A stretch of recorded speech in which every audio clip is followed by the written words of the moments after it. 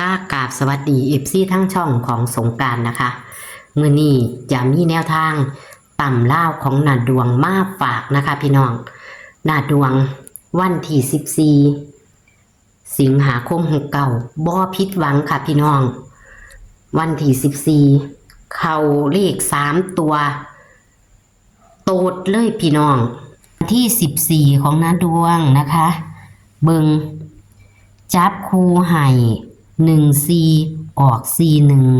1มาเบิงเลข3ตัวพี่น้องเลข3ตัวของนาดวงเห็นบ่ม่นมองกล่องอยู่914มันออก941เนาะพี่น้องเนาะเลขออก941ฉีกขาดพี่น้องแวงเลยเลขบุญ941หังนาดวงให้914พี่น้องเอ้ยเกียบแตก3โตแต่ว่าเป็น3โตโตดนะคะบ่แม่นเกียบแตก3ตัวโตดเลยค่ะสุดยอดค่ะมาเบิ่งที่10วันที่11พี่น้องก็เข้า96นะคะ96ตรงๆค่ะ11 96ตรงๆ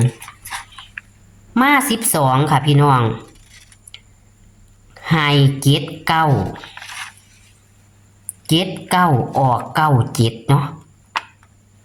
ตัวนิ่มซ้ำก็ถือว่าเข่าวันที่12นะคะนี่วันที่13กอดข้ออยู่ในตารางพี่น้องแต่ว่าจับคู่บ่เข้าแต่ว่ากอดข้อ36ตรงๆอยู่ในตารางนะคะวันที่13เขาเรียงกันมา4มื้อเลยพี่น้องมึงสุดยอดเลยมื้อวันที่14น่ะ3โตสุดยอดค่ะพี่น้องสุดยอด3โตโตดเลยเอาวันที่17สิงหาคม69เพิ่นจะให้เป็นตัวใดเฮามาไปรับชมรับฟังเสียงสัมภาษณ์ระหว่างแอดกับนาดวงกันได้เลยค่ะฮัลโหลจ้าสวัสดีค่ะนาดวงมาเอาตำล่าวย่ำเว้นบ่ว่างจ้าย่ำเว้นบ่ว่าง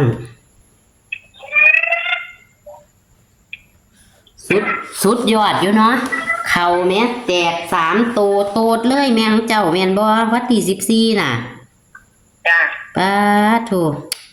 พี่น้องอย่าถิ่มอย่าปาเด้อมีผู้ใดนำนาดวงบ่เนาะค่ะเนาะ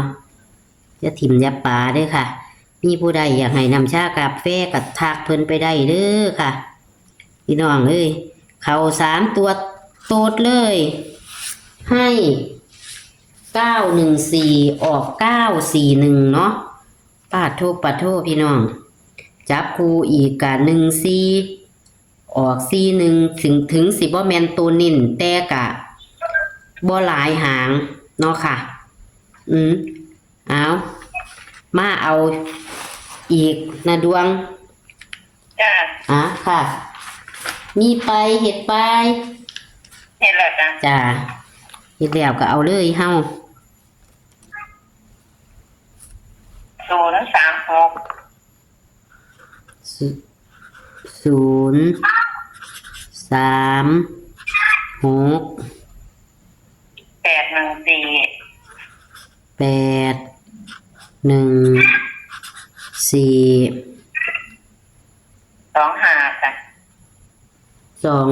ตัวเดียว2กับ5จ้าเนาะลืมข้าว2กับ5ข่อยสิลงสูตรเจ้า2กับ5เป็น8กับ3วิ่งบ่ค่ะจ้าวิ่ง8กับ3ค่ะกระปู80 81 83จ้ะ30 31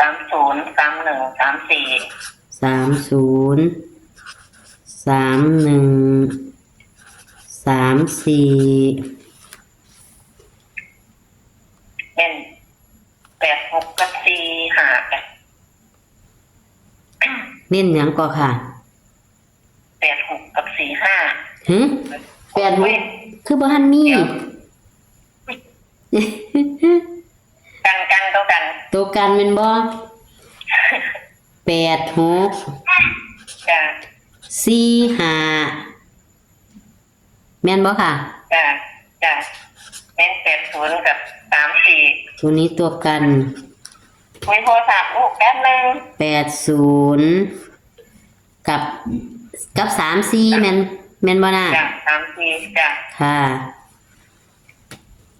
เอาเลข3ตัวมานี่3ตัว480 631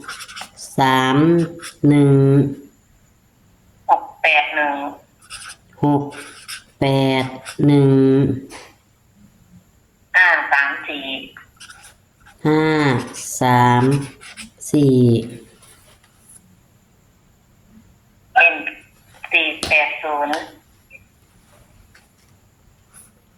ป็น534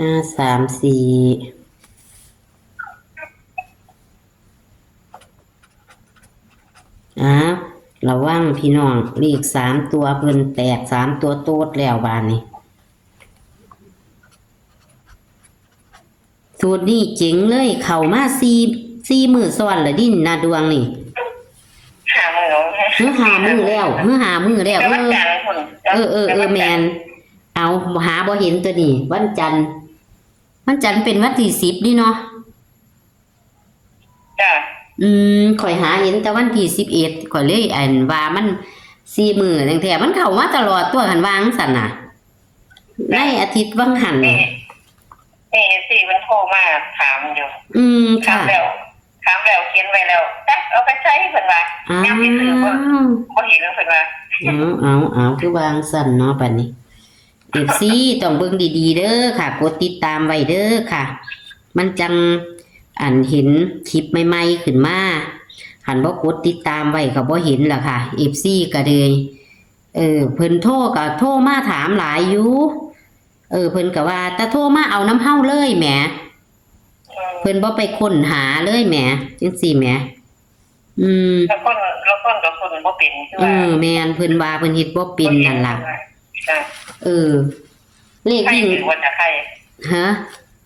ไทยก็คือได้ไทยก็สิข่อยก็บ่ทันตรวจเบิ่งมื้อสุคนอยู่เข้าอยู่แม่นบ่จ้ะเอาค่ะไทยกับเข้าพี่น้องน่ะดวงบ่เป็นตะถิ่มตะปาเด้อค่ะเบิ่งไปเรื่อยๆเด้อค่ะเข้าหลายคนอยู่ดอกน่ะดวงอันนี้ตัววิ่งเฮานี่8กับ3นี่เอาอันใดค่ะก็8จ้ะโอ้สุดยอดค่ะ